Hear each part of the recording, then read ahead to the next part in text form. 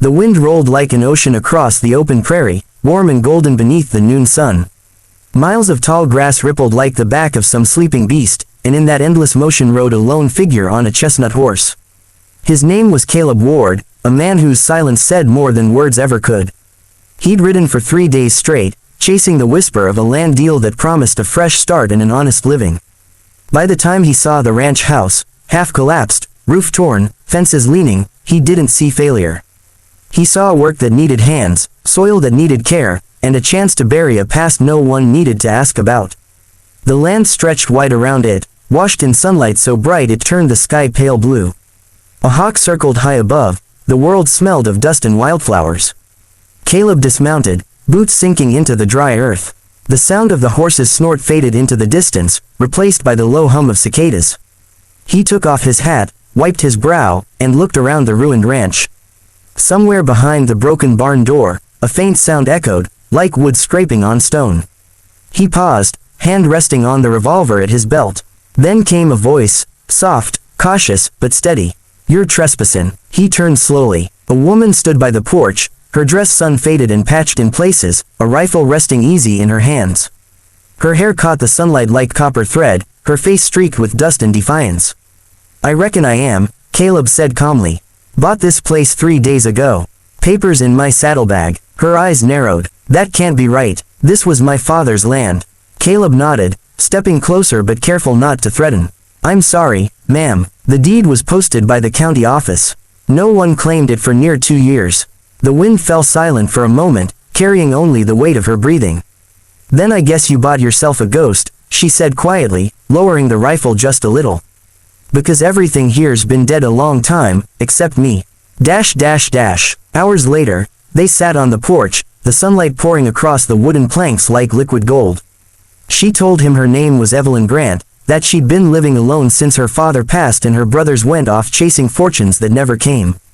Caleb listened, his hat shadowing his eyes. The land felt alive again with the sound of her voice.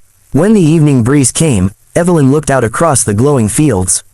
"It's strange," she said, "seeing someone else here after all this time." Caleb smiled faintly. Maybe the land was just waiting for somebody who'd stay. She didn't answer right away. Instead, she rose, brushing dust from her skirt. "If you mean to work this ranch, you'll need water from the old well and a hammer for them fences. I've kept the tools. You can start tomorrow." It wasn't an invitation. It was a challenge. Caleb stood, stretching sore muscles from the ride. "Reckon I'll start now." Sun's still up. He took the bucket, crossed the yard, and began hauling water. Each drop gleamed in the sunlight like a promise. Behind him, Evelyn watched in silence, her rifle now resting by the door. For the first time in years, the ranch wasn't quiet. The next day dawned clear and warm. Birds cut across a pink sky, and the first rays of sunlight spilled across the fields. Caleb worked from sunrise, repairing fences, clearing brush, fixing the roof. Every hammer strike echoed across the land, waking the ranch like an old heart remembering how to beat. Evelyn cooked cornbread and beans in a small iron pot. She carried him a plate, her expression unreadable. He thanked her with a nod and ate by the well. There was no need for words, the land spoke enough between them. When he finished, she finally said, "You're not like the others who came through. Most men just wanted to take what was left." Caleb's eyes met hers. "Maybe I lost enough to know what not to take." Her gaze softened for the first time. Somewhere between them, something fragile began to form, like sunlight breaking through storm clouds.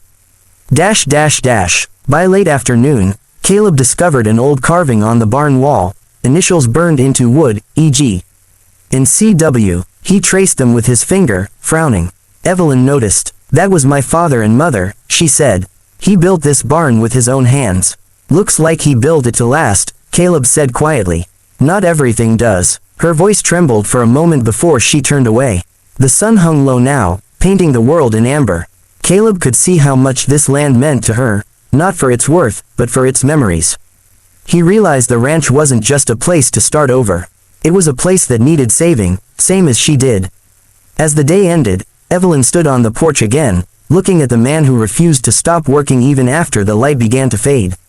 "You can stay in the old bunkhouse," she said softly. "It's not much, but it's dry." Caleb smiled faintly. "Dry's all a man needs." She hesitated. "And, Mr. Ward, thank you, for not giving up halfway through the day. He tipped his hat. Ma'am, that's one thing I've never been good at, quitting. That night, as the prairie wind moved through the grass and the stars filled the sky, Evelyn sat by the window, watching the dim light of his lantern glow in the bunkhouse. For the first time in years, she didn't feel alone on her father's land. Out in the bunkhouse, Caleb lay awake, staring at the wooden beams above him. The wind carried the scent of dust, hay, and something faintly sweet, like new beginnings. He didn't know what tomorrow would bring, but for the first time, he wasn't running from the past. He'd found a place, and perhaps, someone, worth staying for. The next morning broke with a sky the color of pale fire. The sun lifted slow and wide over the prairie, brushing everything in warm gold. From the bunkhouse window, Caleb watched light crawl across the land until it reached the ranch house, turning its old boards honey brown. He felt that strange peace again, the kind that comes before a long day's work. He saddled his horse and headed for the east field. The grass was still heavy with dew, every blade shimmered like glass. He set fence posts deep and straight, the hammer ringing through the still air. Behind him, the house door creaked, and Evelyn stepped out carrying a basket of clean linen. She waved once, the sunlight catching her hair like a flare. By noon, the air shimmered with heat.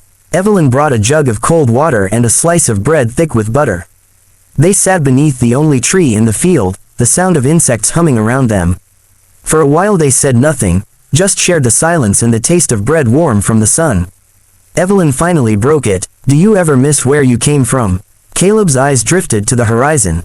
Sometimes, but some places you leave 'cause they won't let you heal. She studied him a moment. And you think this place will? He gave a small smile.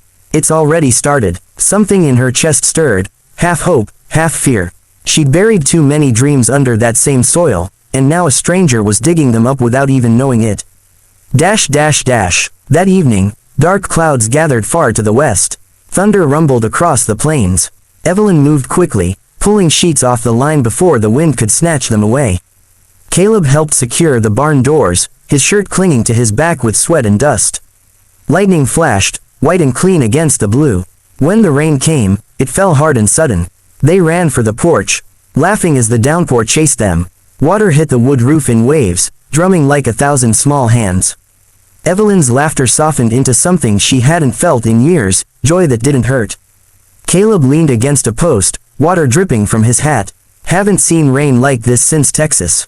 You been in Texas? She asked. Long enough to learn how stubborn the wind can be. She smiled. Then you'll fit right in. They watched the rain together until the storm began to fade into mist. The world smelled clean, alive again. In that brief hush, a small cry pierced the air, high and thin, like a lost animal. Evelyn froze. You hear that? Caleb nodded. They followed the sound to the edge of the barn, where a bundle of wet fur shivered in the mud. A pup, skinny, trembling, no more than a few weeks old. He must have gotten caught in the storm, she said, kneeling to scoop him up. Caleb took off his coat and wrapped the pup gently. Looks like the ranch's got a new mouth to feed. Evelyn looked down at the small creature pressed against her. Guess we do. Days passed, and the rhythm of work settled into something that felt almost like a home. Caleb mended the roof, Evelyn tended the small garden behind the house. The puppy, now called Storm, followed them everywhere, tumbling through the fields, barking at shadows. Sometimes Evelyn caught herself humming as she worked. The sound startled her. It had been years since she'd hummed anything. Caleb noticed, too, that song got a name. It's one my mother used to sing. Said it kept storms away. He grinned. Seems to be workin'. Sky's been clear 3 days now. She laughed softly, shaking her head. Don't go jinxin' it. There was comfort in their teasing, an easy warmth that neither of them spoke of directly.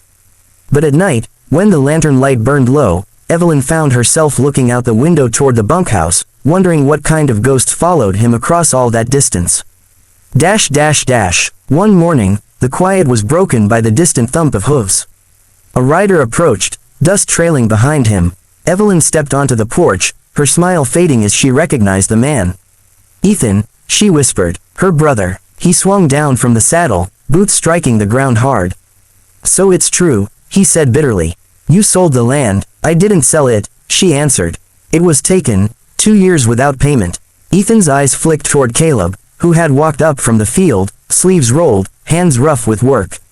"And who's this?" "Your new boss," Caleb said evenly, "just a man trying to make this place stand again." Ethan laughed coldly. "You don't know what you bought, stranger. This land's cursed. Took our father, near took her, too." Evelyn's face tightened. "That's enough, Ethan." But he wasn't done. "You think you can fix this place? You'll be gone before the next storm." He mounted his horse and rode off, leaving a trail of dust and silence behind him. Caleb stood for a moment, then turned to her. "He wrong." She shook her head slowly. "About the curse, maybe not about the pain that comes with it." He looked toward the horizon, where the dust from Ethan's horse still hung in the air. "Pain don't scare me, Evelyn. Leavin' things broken does. That night, the sky glowed orange with sunset. Evelyn sat on the porch steps, Storm curled beside her. Caleb joined her quietly, the boards creaking under his weight. "You didn't have to stay after what he said," she murmured. He glanced at her. "If I left every time someone told me to run, I'd still be lost." She smiled faintly. "You always talk like you've seen too much. Maybe just enough to know when something's worth staying for." Her eyes met his, steady, unflinching. In them he saw the reflection of the sun's dying light, warm and alive. For a long moment, neither spoke. The prairie stretched endless before them, the air carrying the scent of earth and rain. Somewhere out there, a coyote called. Evelyn finally whispered, "Then stay, Caleb. This ranch needs more than repairs. It needs someone who believes it still matters." He nodded once. "Then that's what I'll do." The sun slipped behind the hills, leaving only the glow of twilight and the quiet sound of a heart learning to trust again.